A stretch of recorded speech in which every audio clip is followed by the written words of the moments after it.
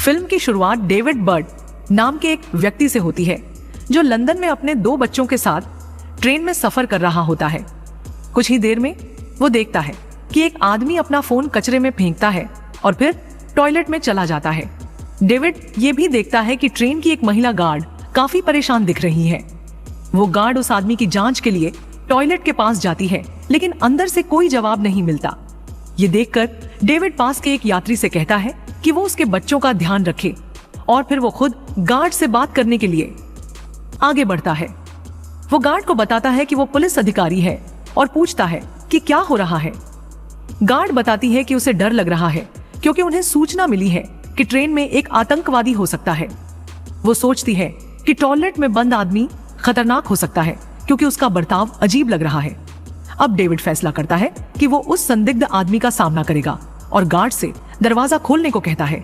उसका प्लान ये है कि अगर वो आदमी बम लेकर बाहर आए तो वो उसे धक्का देकर बाहर फेंक देगा, लेकिन कुछ ही देर में वो आदमी बिना किसी बम या हथियार के बाहर आता है और आराम से अपनी सीट पर वापस बैठ जाता है। डेविड राहत की सांस लेता है और टॉयलेट में जाकर देखता है कि उसने वहां कुछ छोड़ा है या नहीं। अंदर जाने पर वो हैरान हो जाता है जब उसे एक डरी सहमी हुई औरत मिलती है जिसकी कमर पर बम बंधा होता है। वो देखता है कि महिला बहुत घबराई हुई है और ये आतंकवादी जैसा काम करना नहीं चाहती। डेविड उससे बात करने की कोशिश करता है। औरत अपना नाम नादिया बताती है और कहती है कि वो संदिग्ध आदमी उसका पति है। नादिया बम विस्फोट करने की कोशिश करती है, लेकिन डेविड उसे शांत करता है।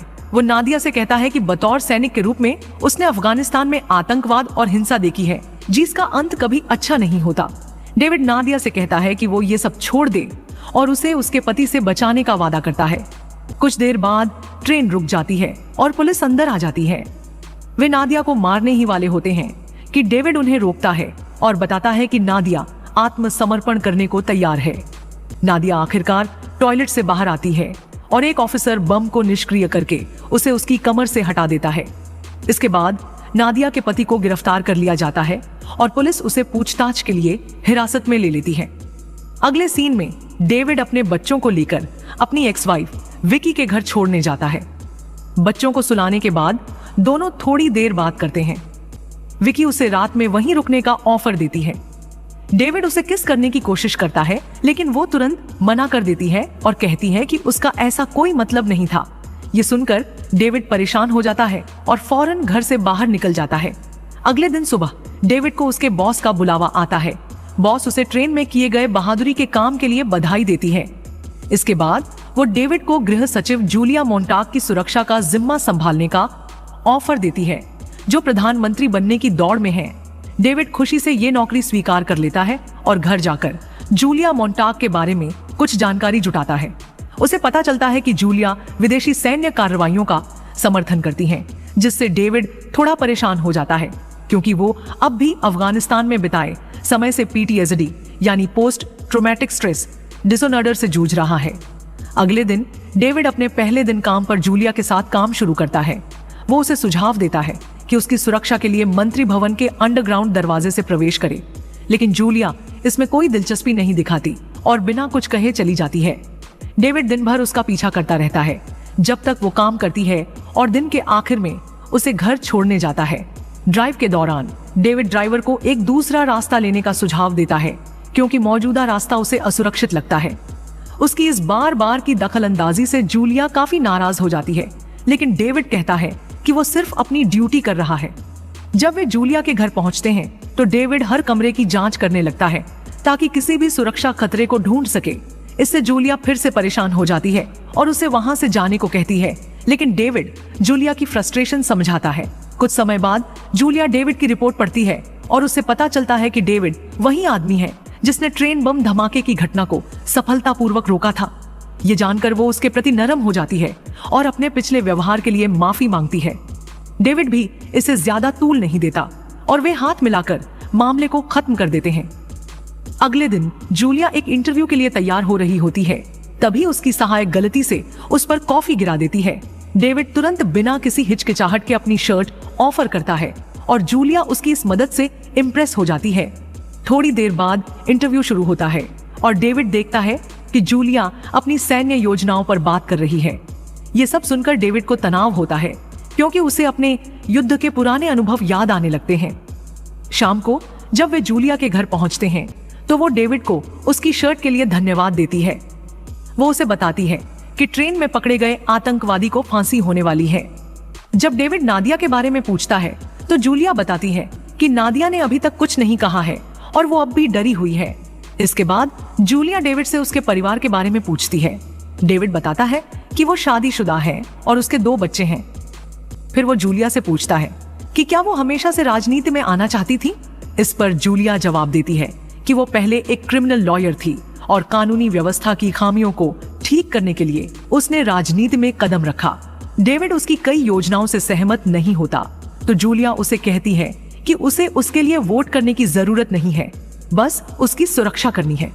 इसके बाद डेविड अपने घर लौटता है और फिर से विकी को फोन करने की कोशिश करता है, लेकिन वो उसकी कॉल का जवाब नहीं देती, जिससे डेविड निराश हो जाता है। अगले दिन वो विकी से मिलने की उम्मीद से जाता है, सोचता है शायद वे सुलह कर लें, लेकिन विकी उसे चौंकाते हुए बताती है कि उसने किसी नए व्यक्ति से मिलना शुरू कर दिया है। ये सुनकर डेविड दुखी हो जाता है और उससे अनुरोध करता है कि अभी तलाक न ले। वो कहता है कि अगर उसे कुछ हो जाता है तो विकी उसकी पेंशन हासिल कर सकेगी, बशर्ते वे कानूनी रूप से अभी भी शादीशुदा हों। अगले दृश्य में डेविड अपने पुराने दोस्त एंडी से मिलता है, जिसके साथ वो सेना में ड्यूटी कर चुका था। एंडी का चेहरा ड्यूटी के दौरान हुए हादसे में बुरी तरह घायल हो गया था और वो मानसिक रूप से भी काफी आहत है। जब एंडी को पता चलता है कि डेविड गृह सचिव के लिए काम कर रहा है तो वो निराश हो जाता है। वो डेविड को ताने मारते हुए कहता है कि वो उन्हीं नेताओं के लिए काम कर रहा है जिन्होंने उन्हें युद्ध में मरने के लिए भेजा और उनके कई साथियों की मौत का कारण बने। डेविड को एहसास होता है कि एंडी सही कह रहा है, लेकिन वो कुछ नहीं कहता। अगली सुबह डेविड अपने बच्चों को स्कूल छोड़ने जाता है। पता चलता है कि उसका बेटा मेंटल ग्रोथ की समस्या से जूझ रहा है, जिस वजह से दूसरे बच्चे उसे लगातार तंग करते हैं। उसका बेटा स्कूल जाने से मना कर देता है, लेकिन डेविड उसे हिम्मत देता है कि वो उन बदमाशों का सामना करे और प्रिंसिपल को उनकी शिकायत करे। कोई और चॉइस न होने पर लड़का न चाहते हुए भी फिर से स्कूल के अंदर चला जाता है। बाद में जूलिया और डेविड काम के लिए जा रहे होते हैं जब डेविड को अपनी पूर्व पत्नी विकी से बार बार कॉल आने लगती हैं। शुरू में वो कॉल्स को नजरअंदाज करता है, लेकिन जब कॉल्स लगातार आती रहती हैं तो जूलिया उसे फोन उठाने के लिए कहती है। विकी उसे बताती है कि उनके बेटे के लिए जिस स्पेशल स्कूल में उन्होंने अप्लाई किया था वहां उसकी जगह नहीं मिली। वो बहुत परेशान है, लेकिन डेविड उसे भरोसा देता है कि वे किसी और खास स्कूल का इंतजाम कर लेंगे। फिर डेविड कहता है कि वो काम पर है और फोन रख देता है। जब वे अपने लोकेशन पर पहुंचते हैं तो डेविड जूलिया से पर्सनल कॉल लेने के लिए माफी मांगता है, लेकिन जूलिया को इससे कोई परेशानी नहीं होती। ऑफिस में जूलिया एक शख्स से मिलती है जो उसे एक संभावित आतंकवादी हमले के बारे में बताता है, जो कि एक स्कूल पर होने वाला है। वो आदमी बताता है कि ये वही स्कूल है जहां डेविड के बच्चे पढ़ते हैं। ये सुनकर जूलिया चौंक जाती है।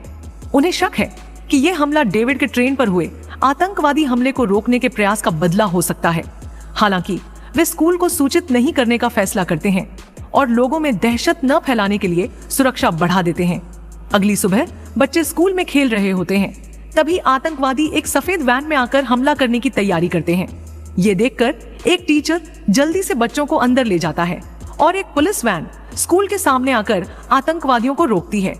फिर पुलिस आतंकवादियों पर गोली चलाती है, जिससे उनके ट्रक का एक्सीडेंट हो जाता है।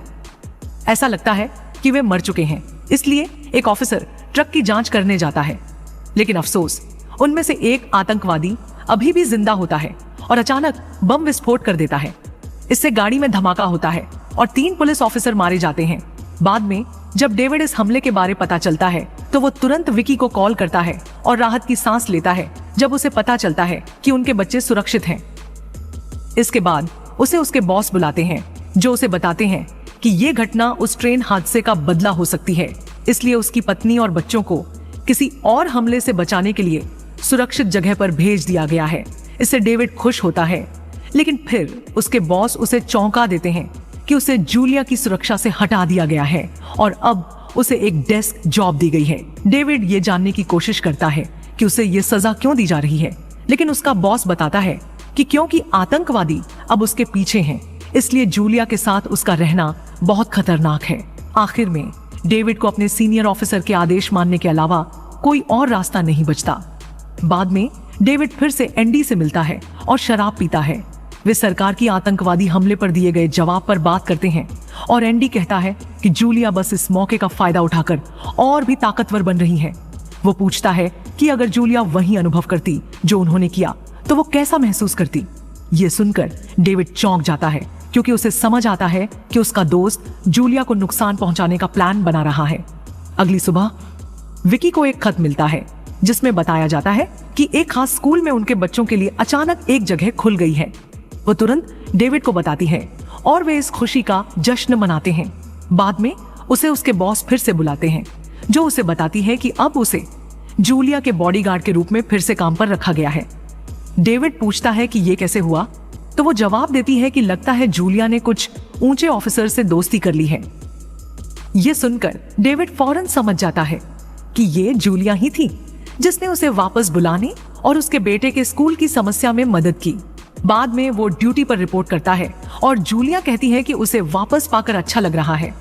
शाम को वो उसे डिनर पर बुलाती है जिसे वो खुशी से स्वीकार कर लेता है। वे अपनी निजी जिंदगी के बारे में बात करना शुरू करते हैं और जूलिया बताती है कि वो एक बार शादीशुदा थी। डेविड भी बताता है कि वो अपनी पत्नी से अलग हो चुका है और सिर्फ बच्चों के लिए अच्छे संबंध बनाए हुए हैं।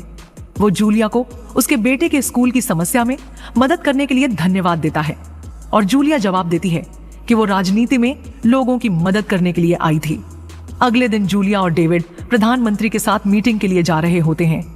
अचानक कोई कार पर गोली चलाने लगता है और ड्राइवर वहीं मर जाता है। डेविड समझ जाता है कि वे खतरे में हैं, तो वो तुरंत एक्शन लेता है और जूलिया से कहता है कि वो झुक कर बैठ जाए। गोलियां लगातार कार पर आ रही हैं, लेकिन वो उसे बताता है कि वे इस बुलेट प्रूफ कार में सुरक्षित हैं। वो उसे शांत करने के लिए उसका हाथ भी पकड़ लेता है। फिर डेविड पुलिस को फोन करता है और मदद का इंतजार करता है, लेकिन काफी देर तक कोई नहीं आता। वहीं स्नाइपर लगातार फायरिंग करता रहता है, इसीलिए डेविड गाड़ी चलाना शुरू कर देता है। कुछ समय बाद वो कार से बाहर निकलकर अपने आसपास की तस्वीरें खींचता है। जल्द ही उसे पता चलता है कि स्नाइपर पास की एक बिल्डिंग की छत पर है। जूलिया डरी हुई होती है और उससे विनती करती है कि वो उसे न छोड़े, लेकिन डेविड उसे भरोसा दिलाता है कि सब ठीक होगा और कहता है कि वो सिर्फ गाड़ी के अंदर ही रहे।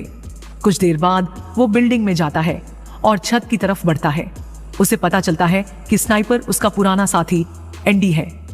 एंडी कहता है कि अब बहुत देर हो चुकी है और वो डेविड से कहता है कि उसे जूलिया की हत्या करनी है। डेविड उसे आत्मसमर्पण करने के लिए कहता है, लेकिन एंडी खुद को गोली मार लेता है। इस घटना के बाद जूलिया की सुरक्षा के लिए उसे एक होटल में ले जाया जाता है। जब डेविड उससे मिलने जाता है तो वो अभी भी डरी और सदमे में होती है। वो रोती रहती है, लेकिन डेविड उसे बताता है कि वो अब सुरक्षित है। जब उनके हाथ एक दूसरे को छूते हैं तो जूलिया कहती है कि वो कोई रानी नहीं है और डेविड उसे छू सकता है। फिर डेविड उसे गले लगाता है और उसे शांत करने की कोशिश करता है। इस इमोशनल मोमेंट में वे अचानक एक दूसरे को चूम लेते हैं और फिर शारीरिक संबंध बना लेते हैं। अगले दिन डेविड अपने बॉस से मिलता है जो उसके साहस के लिए उसकी सराहना करती है और उसे अवार्ड के लिए सिफारिश करने की बात करती है। बॉस ये भी जानना चाहती है कि जूलिया पिछले कुछ दिनों में किससे मिल रही थी और उसके सीक्रेट प्लान्स क्या हैं।